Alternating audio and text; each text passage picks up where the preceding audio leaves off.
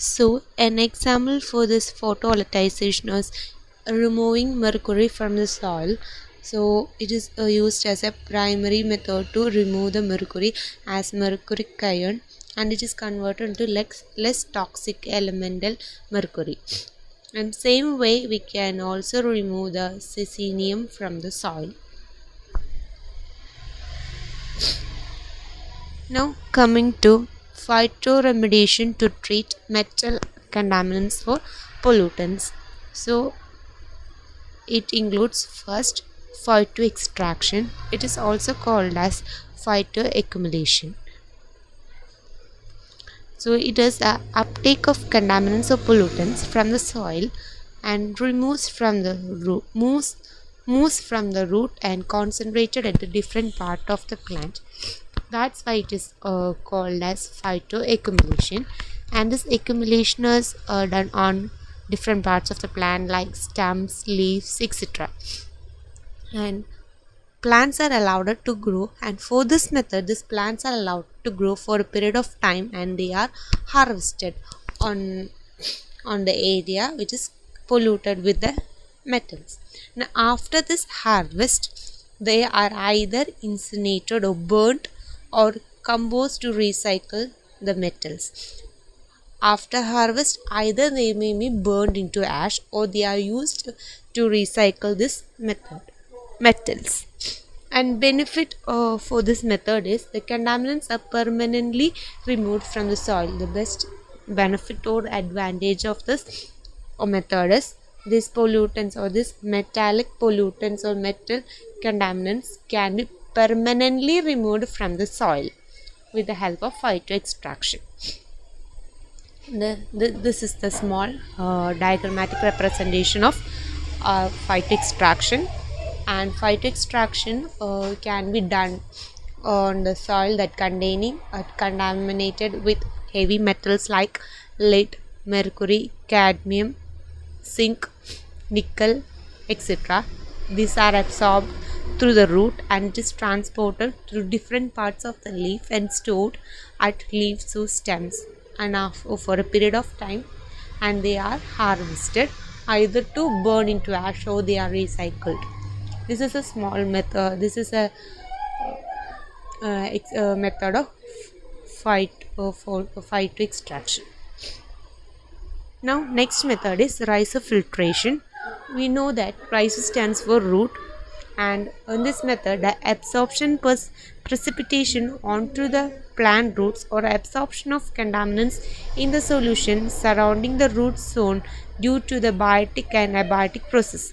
So in this process the plant root absorbs the contaminants which is present in the solution that is surrounding near to the root zone, and this absorption, and after this absorption they are precipitated on the plant root, and this is due to the biotic and abiotic process of the plant. And this method is used to remedy the extracted groundwater, surface water, wastewater with low concentration of contaminants or pollutants. So this method is mainly used for this groundwater, surface water, wastewater for treating pollution in very low concentration, and the contaminants are immobilized or accumulated on or within the plants. So with the help of this root they can absorb the pollutants from this surrounding solution, and they are either mobilized or immobilized or accumulated on or within the plant. Then they are removed physically by removing the plants. So we can easily remove these pollutants by removing these plants physically. And for best example for this is sunflower, spinach, rake, corn, etc. have been studied for their ability to remove the lead from the water. These plants have the ability to remove this pollutants from their through rhizofiltration. And this is an presentation or a picture that is presenting rhizofiltration by using sunflower. So this green color water is contaminated, and right side on the blue color it is after rhizofiltration the water is clear and it is free from the pollutants, and all the pollutants are so filtered by the root of sunflower, and it is pumped out through using a and these plants are physically removed after filtration.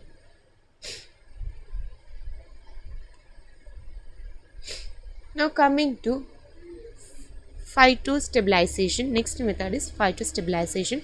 It is also referred as in-place inactivation. It is also referred as in-place inactivation. That is, it reduces the mobility and prevents the migration. So we know that when the pollutants or contaminants are present in the growing matrix, this can move from one place to another. So with the help of this method, phytostabilization, it can reduce their mobility and prevent the migration from one place to another. That's why it is referred as in-place inactivation. And the plants convert contaminants or pollutants into the form which is not bioavailable or prevent its spreading of contaminants. So with this method, it will prevent its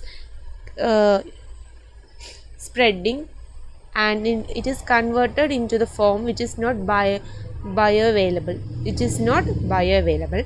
And immobilization in the soil is through, and immobilization can be done by absorption or accumulation by the roots and precipitation within the roots. These are the two methods by which they can immobilize them, and it is primarily used for remediation of soil, sediments and sludges.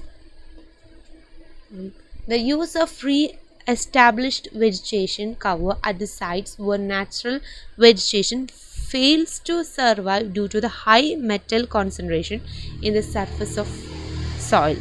So this method enable us or help us to re-establish the vegetation cover where the site loses its natural vegetation due to the high metal concentration.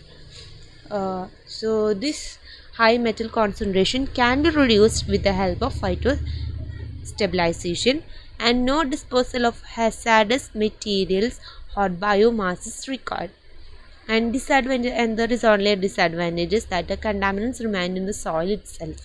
So here they are reducing their mobility or they are preventing the spread. So this cannot be removed from the soil, they are just immobilized. This is the one main advantage of this phytostabilization.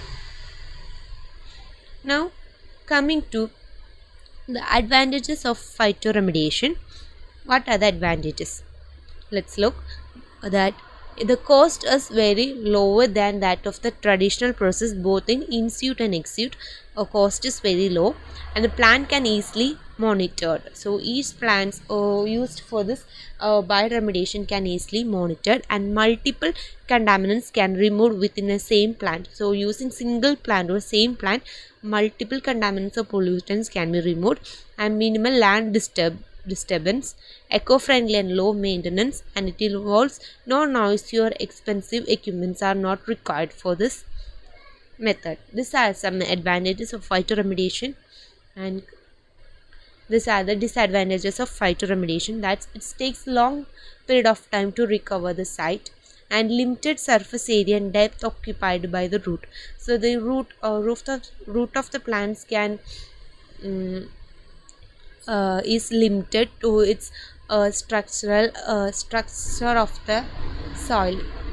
Depth of the root is limited by the structure of the soil, because the roots can grow only on the top soil. That's why it is limited to the surface area and depth occupied by the roots. And the food chain would adversely affected by bioaccumulation of contaminants from the plants. So the plants which containing these contaminants can get into the food chain, and it can adversely affect the food web by bioaccumulation of these pollutants. And it is slower than the conventional methods, and it is not as effective for the site with high concentration of contaminants or pollutants, and survival of plants depends upon the toxicity of the contaminated land. Sometimes the land is more contaminated, highly contaminated. These plants cannot be grow grow on grow on such areas, and bioremediation is not possible. So these are the some disadvantages of phytoremediation. That's all. Thank you.